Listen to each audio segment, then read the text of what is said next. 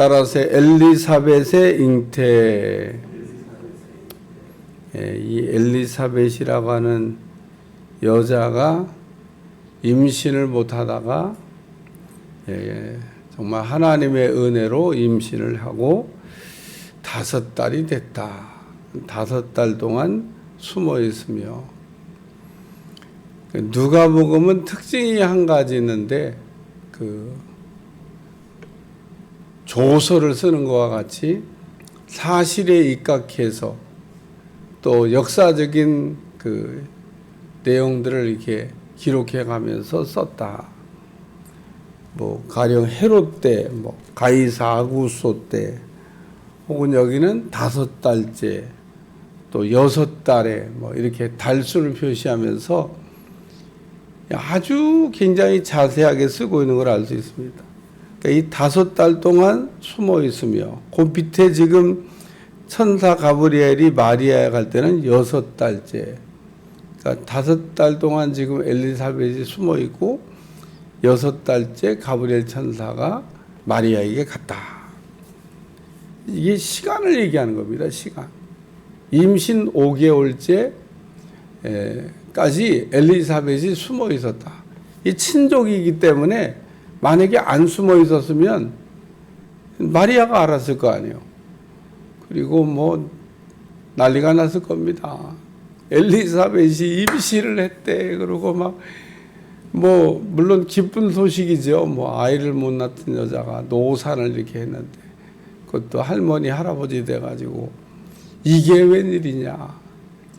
뭐 근데 이스라엘 사람들은 놀라지는 않았을 거예요. 왜냐하면 아브라함도 이 믿음의 조상 아브라함도 자녀 출생을 그런 식으로 했기 때문에 낳을 수 없는 중에 자녀를 생산한 경우가 있었기 때문에, 이삭도 보면 40에 결혼했는데 세상에 20년 걸려서 60에 아이를 낳았잖아요. 그러니까 또 뭐 그런 것만 있는 게 아닙니다.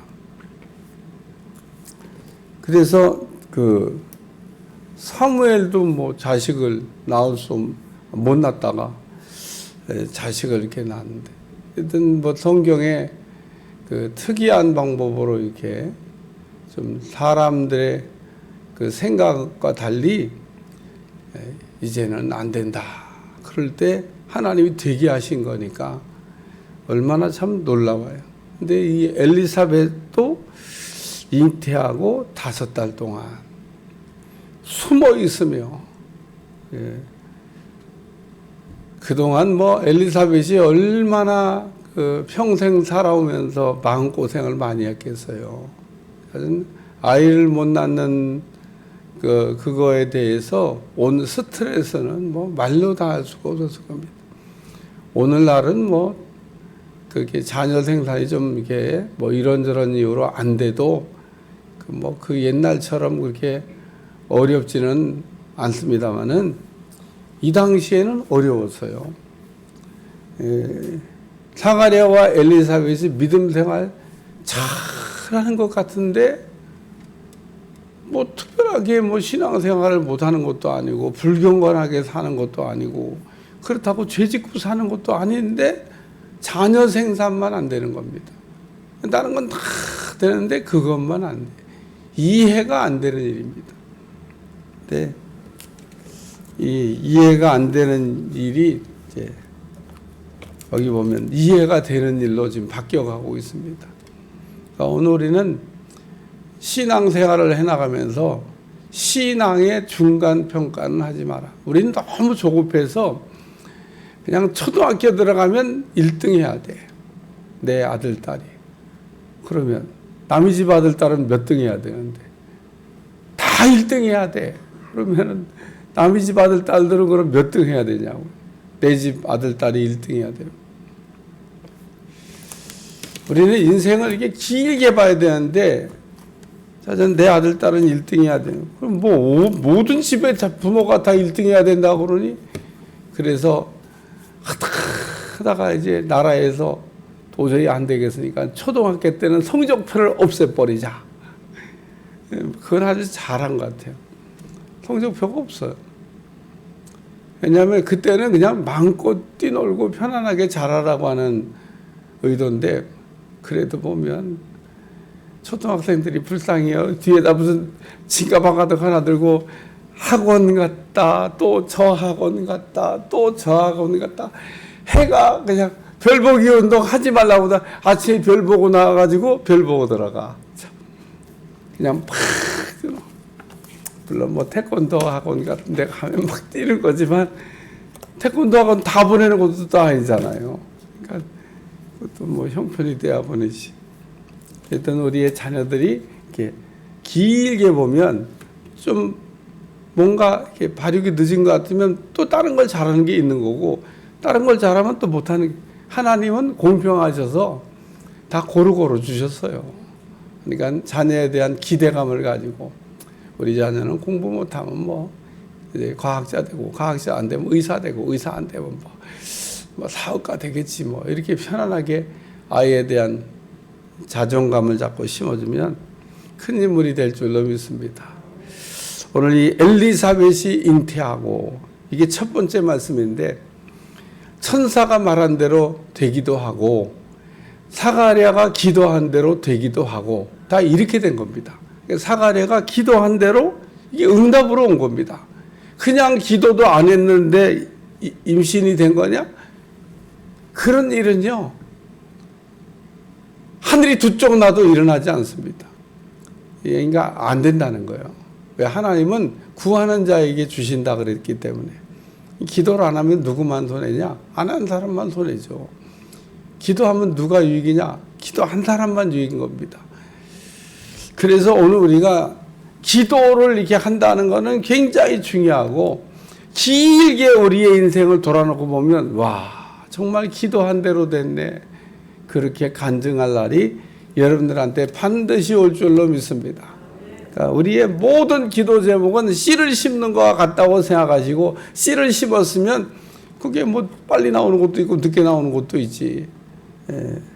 저는 농사꾼이 아니고 농사도 이렇게 경험이 없는데, 첫 목회할 때 거의 농촌이에요. 그래갖고 야, 상추를 사다 먹느니 심어서 먹자. 그래갖고 그냥 상추씨를 갖다가 쭈아 이렇게 고를 파고 묻어놨더니, 이게 상추씨를 그렇게 뿌리는 게 아니라 보이주듯이 샥 뿌리는 건데, 그걸 알았나? 그래가지고 근데 또 이놈들이요, 쭉 심어서 고랑파고 심어서 그런가 안 나와. 그래갖고 아랫집한테 오죽 한번 물어봤겠어요. 우린 상추 갖다 심었는데 쟤들이 뭐가 이상한 거 안 나오네요. 안 나오긴 뭘 안 나와요. 좀 늦게 나왔을 뿐이지 다 꾸역꾸역 나오고, 그냥 그 꼬랑에서 막 꾸역. 저거 어떻게 해야 되냐, 솎아줘야 되는데 다 뽑아버리고 2개, 3개만 남겨. 어쨌든 그랬던 경험이 있습니다. 심으면 나오게 돼 있어요. 여러분, 기도는 심는 겁니다. 오늘 엘리사벳이 잉태하고, 왜 잉태했어요? 기도 응답으로 잉태된 겁니다. 천사가 그렇게 된다고 미리 알려줬잖아요. 그런데 사가랴가 그런 게 어떻게 뭐 되냐고 하다가 지금 말도 못하는 사람이 됐습니다만은 5달 동안 숨어 있어. 제가 오늘 아침에 오면서도 그 잉태하고 5달 숨어 있었다고 지금 본문이 얘기하고 있잖아요. 이거 왜 숨어 있지? 나이 든 사람이 배가 부른 것도 참 그냥 그렇고, 또 뭐 그동안 수치를 당했던 것도 그렇고, 뭐 이런저런 이유에서 숨어 있었는데, 여러분, 이 숨어 있는 이 사건이, 사람들 눈에 띄지 않게 이 사건이 우리가 모르는 하나님의 섭리가 그 안에 있었다는 겁니다. 왜냐하면 마리아가 나한테 뭐 어떻게 그런 일이 일어나, 네 친족한테 한번 가봐. 거기 아이를 못 낳든 임신하지 못한다고 알려진 이가 이미 6달이 되었다. 그리고 36절에 그렇게 말씀하고 있습니다. 그러니까 마리아가 에게 일어난 일은 이것보다 더 엄청난 일입니다. 그러니까 엘리사벳이 그렇게 됐기 때문에 뭐 하나님의 능력은 이런 것도 가능하다. 하나님은 전능하시기 때문에 모든 일을 가능케 하시는 분인 줄로 믿습니다. 두 번째는 부끄러움을 없게. 주께서 나를 돌보시는 날에 사람들 앞에서 내 부끄러움이 없게. 엘리사벳의 수치를 주께서 가려주시고 나를 위로하시는 그날에 내가 사람들 앞에 이제는 당당히 서리라고 하는 말씀입니다. 그동안 사람들 앞에 얼굴 들고 다니지도 못했던 것 같아요. 아이도 못 낳으면서. 근데 정말 구약에 그렇게 멸시받던 여자 한나도 있습니다. 기도는 한다고 그러면서 자식도 못 낳는 주제에 아주 그냥 분이 나가 그냥 자기는 자식 잘 낳는다고 그냥 뻑하면 그냥 한나를 이렇게 멸시하는데 한나가 얼마나 어려웠겠어요.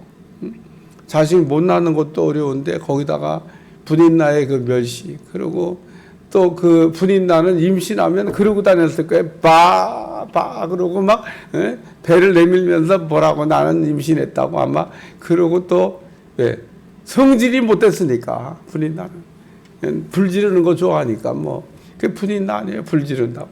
그러니까 한나가 그런 그 분인나로부터 모멸감, 멸시, 또 아이 못 낳는 거에 대한 수치, 또 구약시대 사람들은 저주받은 일이라고 생각했기 때문에 나 진짜 저주받았나, 우리의 가문에 무슨 저주가 있나, 이런 생각까지 했을 거라고 생각합니다. 근데 그 자식을 못 낳는 거에 대한 이렇게 이야기는 이때까지도 계속 흘러옵니다. 이스라엘 사람들 속에. 그러니까 우리가 잘못하는 것도 없는데 왜 자식이 임신이 안 되냐. 그러다가 임신이 됐으니까 여기 내가 아이를 이렇게 또 중간에 또 무슨 일이 생길지 모르잖아요. 그러니까 날 때까지 그냥 조용히 가만히 있자. 그랬는데 그게 하나님의 섭리였다는 겁니다. 하나님은 우리의 수치를 없게 하시는 분인 거 믿으시기 바랍니다.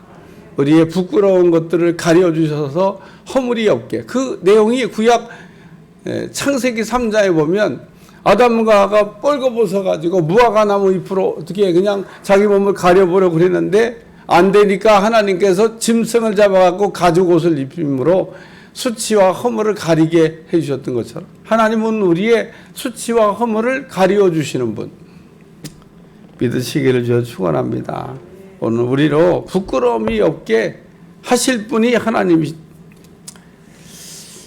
이렇게 행하심이라 하더라. 내 부끄러움을 없게 하시려고 이렇게 행하심. 하나님이 하신 일이다. 그런 얘기입니다. 사람이 하는 일도 있지만 하나님이 하신 일도 있습니다. 25절에 주어는 주께서고 주께서를 밑에다 갖다 붙이면 주께서 이렇게 행하심이라. 우리가 그냥 부부관계 잘해갖고 부부관계 사이좋아갖고 자녀 생산된 게 아니다 그런 얘기입니다. 우리는 자녀 생산 못해. 현실적으로 불가능해. 그 36절에 본래 임신하지 못한다고 알려진 이렇게 되어 있잖아요. 이 부부는 임신하지 못한다고 다 소문났습니다. 그런데 주께서 이렇게 행하심이라. 임신하게 한 거가 주님께서 하신 일이라는 겁니다. 영광을 주님께 돌려야 돼요. 오늘 우리는 알고도 영광을 도둑질하고 모르고도 도둑질하는데 그런 오리에 우리가 안 빠지기 위해서는 자연 주님이 하셨습니다. 그리고 작은 것부터 큰 것까지 전부 다 우리가 인정하는 신앙을 갖는 게 중요합니다. 그러면 하나님이 영광 받으시고 그래 잘한다 이러시는 게 아니라 오늘 우리에게도 하나님의 영광이 또 나타난다는 겁니다. 하나님이 또 역사하신다는 거예요. 우리는 하나님이 내 삶에 단회적으로 한 번 역사하는 거로 끝나는 게 아닙니다. 하나님의 역사는 어제도 오늘도 영원토록 계속 나타나야 될 줄로 믿습니다. 그래서 영광을 한번 어떻게 얻었다고 우리의 인생이 거기서 마감되고 부활 승천해서 천국으로 샥 순간이동한다면 모를까. 그게 아니고 보니까 영광 한번 얻었는데 한 번 잘 됐는데 우리 여전히 살아야 돼요. 예수님이 올라가실 때 이 선녀와 나무꾼처럼 제자들도 그냥 착 같이 동반 우리 부하라 올라가자 그러고 데리고 가셨으면은 그 드라마가 이야 제자들은 올라갔다 우리는 어떡하냐 그럴 텐데 제자들은 이렇게 남겨놓고 야 니들은 사명 감당하고 와라 아직 할 일이 많다 나는 먼저 간다 그리고 주님만 이렇게 가셨습니다. 제자들을 이렇게 3년 반 데리고 다니고 그리고 성령 받으라고 하시면서 이렇게 가신 거는 거기에도 또 비밀이 있습니다. 성령 충만만 받으면은 내가 하는 것보다 너희는 더 큰 일도 할 수 있다. 우리 주님이 분명히 그렇게 말씀하셨습니다. 오늘 우리는 주님이 하신 일이 우와 막 어마어마 큰 일인데 우리 주님은 성령을 보내주시면서 너희가 성령을 받게 되면 나보다 더 큰 일을 할 수 있다고 말씀하고 있습니다. 주께서 이렇게 행하심이라. 본래 임신하지 못한다고 알려진 이가 이미 6달이 되었다. 그래서 그 엘리사벳의 그 복 중에 인물이 하나 세례 요한 잘하고 있다. 그 얘기를 말씀하고 있습니다. 그러니까 6달째 마리아에게 일이 일어났으니까 이 세례 요한과 예수님은 달수 차이가 6개월이다. 그 얘기를 제가 늘 말씀드린 겁니다. 기도하겠습니다. 하나님 아주 누가가 꼼꼼하게 엘리사벳이 5달 동안 숨어 있고 6달이 될 때 가브리엘 천사가 마리아에게 갔고 뭐 이런 내용들을 우리에게 자세하게 가르쳐 주면서 하나님은 능히 하지 못할 일이 없는 줄로 믿습니다. 하나님의 역사가 내 삶에도 부어지게 도와주시고 나타나게 도와주시고 주의 능력으로 주의 영광을 보게 하여 주옵소서. 예수님의 이름으로 간절히 기도하옵나이다. 아멘.